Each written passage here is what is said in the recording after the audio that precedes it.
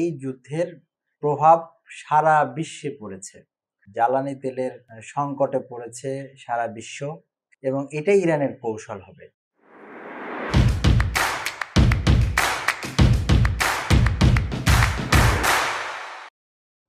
আসসালামু আলাইকুম।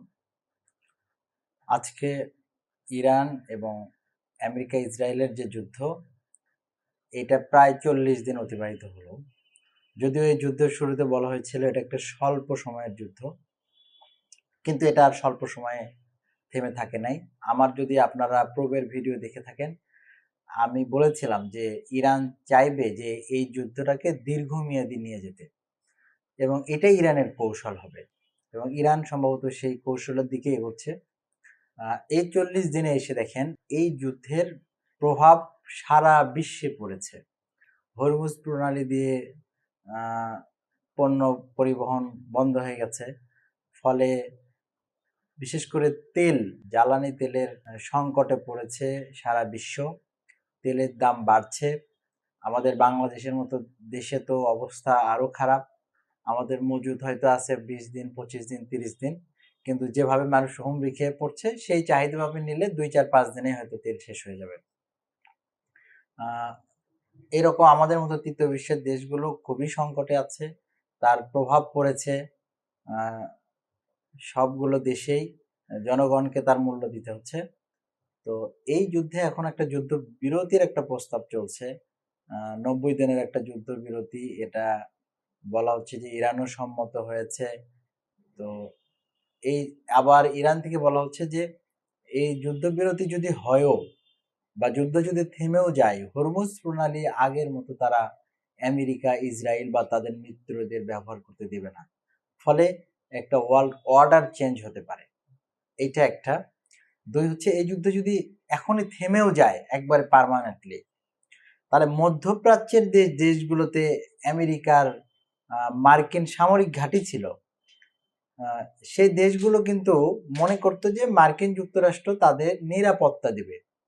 তো মার্কিন যুক্তরাষ্ট্র যদি তাদের নিরাপত্তা দিতে না পারে, তাহলে সেই দেশগুলো কেন মার্কিনীদের তাদের ঘাঁটি দেবে? তারা কিন্তু তাদের নিরাপত্তার জন্য অবশ্যই ইরানের কাছে ছুটে আসবে, এবং ইরান এটাই চাইবে। যুদ্ধ যদি থেমে যায়, তাহলে তারা সৌদি আরব, ইয়েমেন, কাতার, কুয়েত, এই দেশগুলোকে কিন্তু তারা অফার করবে যে আমি তোমাদের নিরাপত্তা দেব। শুরুতেই হয়তো বলবে তোমরা আমার অস্ত্র কেনো। এভাবে কিন্তু সে তার বলয়টা মধ্যপ্রাচ্যে তৈরি করবে, এবং আমেরিকা কিন্তু মধ্যপ্রাচ্য থেকে তাদের শক্তি হারাতে পারে। এই আশঙ্কায় আমেরিকা হয়তো 90 দিনের একটা যুদ্ধবিরতি চাচ্ছে। এই 90 দিনে সে তা আরো সুসংগঠিত করবে নিজেকে।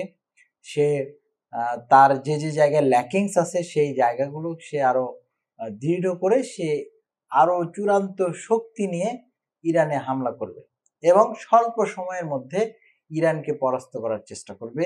লং টার্মের যুদ্ধে সে আর যাইতে চাবে না। সেই দিকেই হয়তো এগোচ্ছে। আমরা এখন দেখতে চাই যে এই যুদ্ধবিরতিটা আসলে হয় কিনা। এটা কি অল্প দিনের হয় নাকি বেশি দিনের হয়, এটা একটা ব্যাপার। যদি একেবারে যুদ্ধবিরতি হয়ে যায়, তাহলে বা স্বল্প সময়ের জন্য যদি এটা বন্ধ হয়ে যায়, বা কোনো একটা চুক্তির মধ্যে এটা থাকে, তাহলেও কিন্তু আমেরিকার একটা সাময়িক পরাজয় কিন্তু এটা বলা যায়। দেখেন যে আমেরিকার এই যে বড় বড় যে যুদ্ধ বিমানগুলো, এই যুদ্ধ বিমানগুলো কিন্তু ইরানে এসে বিপর্যয়ের মুখে পড়েছে। তারা ক্রুকে উদ্ধার করতে এসে কিন্তু একটা ক্রুকে উদ্ধার করতে এসে 4টা বিমান হেলিকপ্টার তারা কিন্তু হারিয়েছে। তাদের সৈন্যরা আহত হচ্ছে। এই যে ব্যাপারগুলো এখানে আছে, এই জায়গাগুলোতে কিন্তু তারা হয়তো চিন্তা করে নাই তারা এত বেশি প্রতিরোধের সম্মুখীন হবে। এবং আমরা বারবার যেটা বলেছি, ইরান কিন্তু দেশটা কিন্তু ভৌগোলিক অবস্থান কিন্তু সাধারণ কোনো ভৌগোলিক অবস্থান না। ইরানের চারপাশ কিন্তু 3 পাশই হচ্ছে পাহাড় বেষ্টিত এবং দুর্গম এলাকা, আর এক পাশ আফগান, পাকিস্তান, এই অংশটা কিন্তু শুধুমাত্র স্থলবেষ্টিত। সমতল, এই দিক দিয়ে যাতায়াত করা যায়।